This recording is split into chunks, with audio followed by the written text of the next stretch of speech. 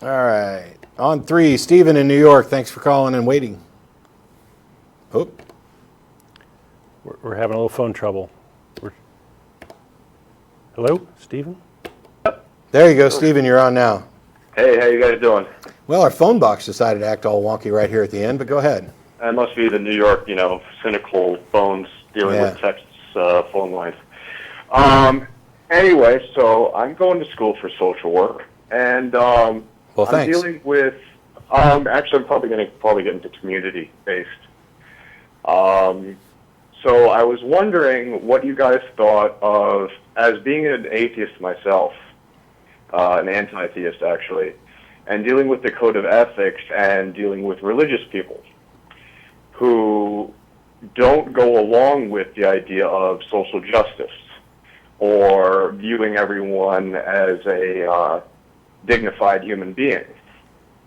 And what I get into debates all the time with my teachers about, if a person doesn't actually see another individual as a dignified human being or that they deserve societal justice because of their religious ideologies, but yet the religious ideologies are also protected under social work systems.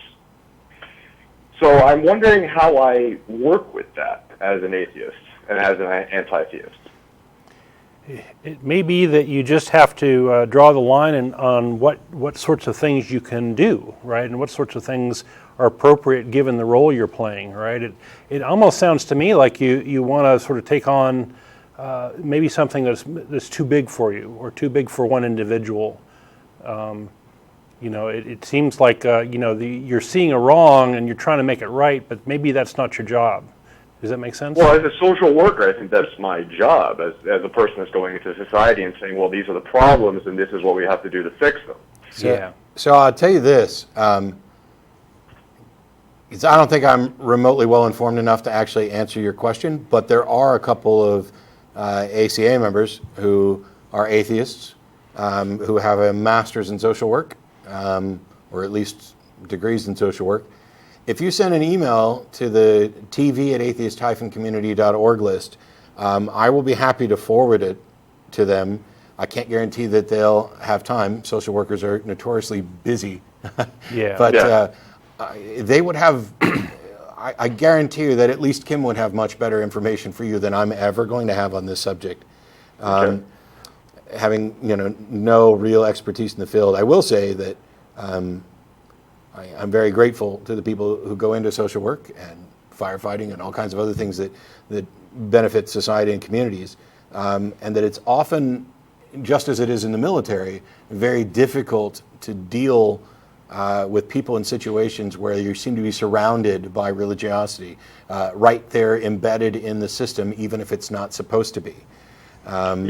My fellow students are mostly religious, very religious in some cases. So I will actually get into huge debates with whether or not the Bible promotes social justice, which in my opinion it doesn't. There are debates on that? Because I'm pretty sure that's one of the second easiest debates to win. So my recommendation to you is if you're going to try to win the hearts and minds of certain individuals, you got to sort of learn to speak their language, and maybe you can encourage empathy in using religious metaphors without being religious yourself, for example. Right. That would be maybe one way you could proceed.